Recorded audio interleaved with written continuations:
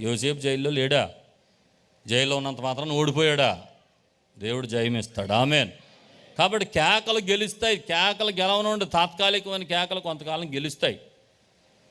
మన మౌనం, మన నిశ్శబ్దం దేవుని సన్నిధిలో నిజమైన విజయాన్ని ఇస్తుంది. ఆమేన్ చెప్పండి. హల్లెలూయా. ఏదేమైనా యెహోవా ఈరే. ఆమేన్. ప్రభువే చూసుకుంటాడు. అన్నీ దేవునికి వదిలిపెట్టేద్దాం.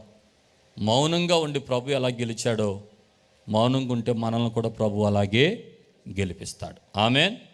కాబట్టి ప్రభు కొరకు సాక్షులుగా జీవిద్దాం. మీకు కూడా నేర్పించేది ఏంటంటే, ఎవరైనా మీ మీద ఇలాంటి విరోధమైన కార్యాలు చేస్తుంటే తప్పకుండా చెప్పండి, మౌనంగానే ఉండండి. తాత్కాలికంగా ఏదైనా ఇలాంటి హడావుడి జరిగినా అంతిమ విజయం మనదే. ఆమేన్ చెప్పండి, గట్టిగా చెప్పండి.